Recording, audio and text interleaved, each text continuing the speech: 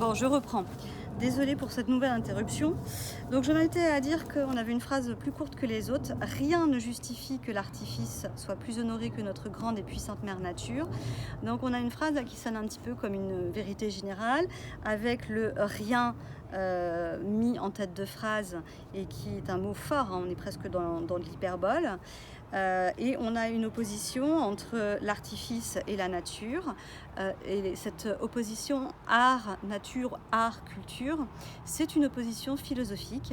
C'est une des grandes questions philosophiques que se posent les humanistes à cette époque-là. La nature est-elle supérieure à l'art? L'art est-il supérieur à la nature?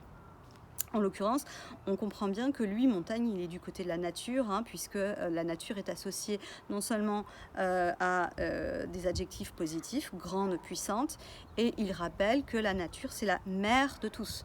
Autrement dit, on a ce qu'on appelle une allégorie, hein, la nature avec un grand N est représentée sous le personnage de la mère, donc celle qui est nourricière. Ensuite, il revient donc sur nous.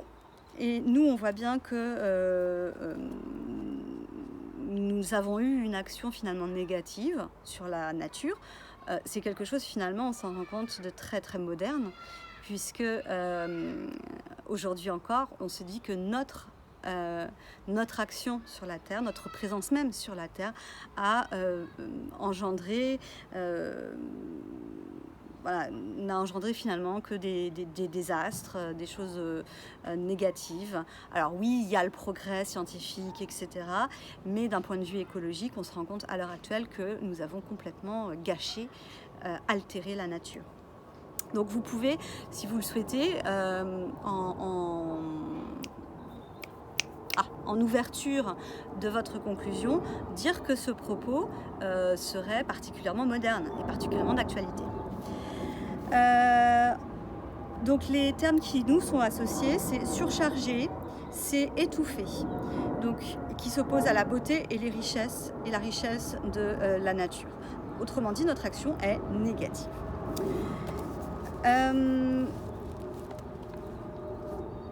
Il y a quand même une petite modalisation, c'est-à-dire une concession, hein, il n'en reste pas moins que qui montre qu'il y a des endroits quand même où la nature n'a pas été altérée et gâchée par l'homme.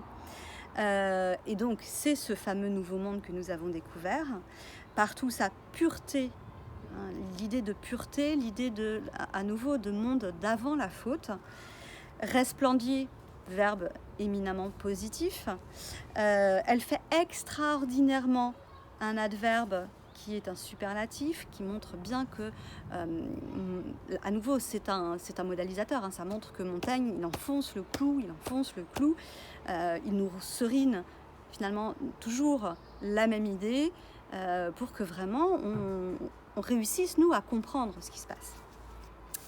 Donc, on peut noter aussi les adjectifs vaines et frivoles qui montrent que l'homme aujourd'hui ne s'intéresse plus à ce qui est essentiel mais à ce qui est accessoire. Et on a ensuite une citation donc, de 3 vers qui sont tirés des élégies de Properce.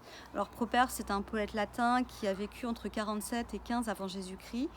Et qui a donc écrit des élégies, c'est-à-dire des poèmes lyriques qui expriment la plainte douloureuse, les sentiments mélancoliques.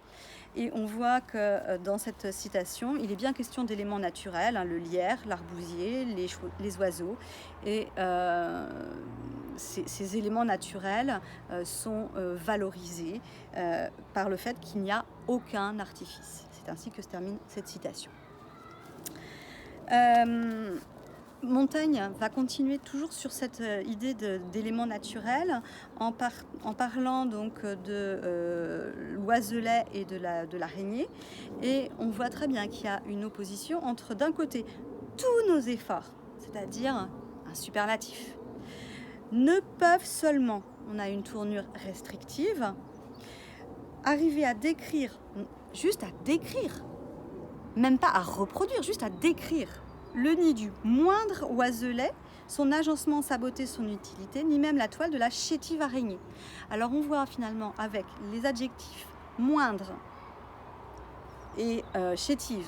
Et puis le diminutif oiselet, qui est un diminutif d'oiseau, que même les créatures les plus petites de la nature, on ne peut pas les imiter, on n'arrive pas à les imiter, on n'arrive même pas à les décrire. D'accord ? Vous pouvez aussi noter l'accumulation, hein, décrire le nid du moindre oiselet, son agencement, sa beauté et son utilité. Donc 3 termes qui sont là encore des termes positifs. Autrement dit, ça montre que vraiment le plus petit animal est supérieur à l'homme. Le plus petit produit de la nature est supérieur à la culture et à l'art de l'homme. Alors ensuite, on a la convocation d'une nouvelle autorité, un nouvel exemple, un nouvel argument d'autorité. Toute chose, dit Platon. Donc Platon, vous le savez, c'est aussi un philosophe extrêmement connu. On en a parlé lorsqu'on a travaillé en HLP sur l'art de la parole. Toutes choses sont produites par la nature ou par le hasard ou par l'artifice. Donc on a une énumération. Nature, hasard, artifice. Et Platon va expliquer que ce qui est produit par la nature et le hasard, c'est quelque chose de positif. C'est les plus grandes et les plus belles, donc 2 superlatifs. Alors que ce qui est produit par l'art, d'un autre côté, c'est là aussi des superlatifs, mais négatifs, les moindres et imparfaites. D'accord ? Donc Platon, c'est un argument d'autorité, c'est quelqu'un que tout le monde cite comme étant vraiment, il fait figure de référence dans la pensée humaniste. Finalement, j'en arrive à mon troisième point, troisième mouvement, qui est très court, c'est une conclusion.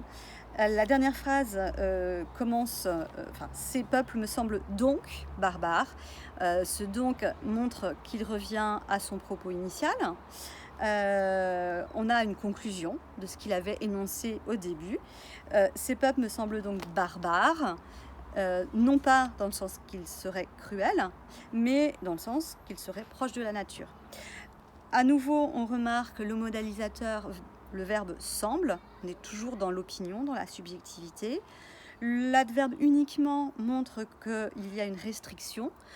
Si Montaigne accepte de les appeler barbares, c'est uniquement dans ce sens-là, et pas dans un autre sens, un sens qui serait négatif. Donc le seul aspect finalement barbare de ces hommes serait qu'ils ont été façonnés par l'esprit humain. Ce sont des hommes, donc forcément des créatures finalement imparfaites, mais en dépit du fait qu'ils soient marqués par l'humain, ils restent très proches de leur simplicité originelle, cette simplicité originelle qu'on retrouve donc dans ce fameux mythe du paradis perdu, le mythe des origines, où Adam et Ève n'auraient pas fauté et où tout serait donné à l'homme finalement sans qu'il ait à travailler ou à souffrir d'ailleurs. Voilà, donc en conclusion de ce texte, eh bien, vous rappelleriez que Montaigne, dans ce texte, parvient à réfuter la thèse selon laquelle les Indiens seraient des barbares au sens d'hommes cruels, en réfléchissant d'abord au sens primitif de barbare et de sauvage, et en inversant finalement les valeurs, en montrant que ce ne sont pas les Indiens qui sont des barbares ou des sauvages, mais finalement c'est nous, les barbares et les sauvages au sens négatif du terme. Et puis vous pouvez faire une petite ouverture donc sur la modernité de ce propos, ou vous pouvez chercher aussi, c'est ce que je vous ai mis dans le document papier, vous pouvez chercher des peintures qui représentent le mythe de l'âge d'or, et puis faire une ouverture là-dessus. Et là je vous laisse libre, il y a vraiment beaucoup d'auteurs, de peintres qui ont peint ce paradis perdu. Alors vous pouvez aller voir du côté du douanier Rousseau, de Chagall, plein d'autres ont évoqué cet aspect un peu à la fois mythologique et biblique. Voilà, donc vous retrouverez tout ça, rassurez-vous, tout bien écrit, tout ça, dès que l'ENT fonctionnera. Et puis si jamais l'ENT était amené à ne pas fonctionner, rassurez-vous, cette lecture linéaire, vous l'aurez en intégralité dès qu'on se retrouvera, entre guillemets, en vrai. Alors, pour la prochaine fois qu'on se revoit, alors ce sera sans doute pas demain, parce que demain, il faut quand même que je m'occupe un petit peu de mes secondes aussi. Donc, sans doute vendredi. Ça serait bien que vous travailliez sur la lecture linéaire numéro 2. Parce que si vous attendez que j'ai tout fait, si vous voulez, ça ne sert pas à grand chose. Pour vous, c'est pas utile. Donc il faudra que vous essayiez de travailler sur la lecture numéro 2.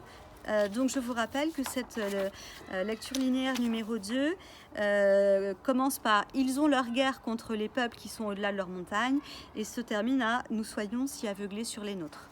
Essayez de trouver les mouvements de ce texte, essayez de proposer un projet de lecture, de démarrer une analyse linéaire. Ça n'en sera que plus bénéfique quand moi je vous donnerai le fruit de mes réflexions personnelles.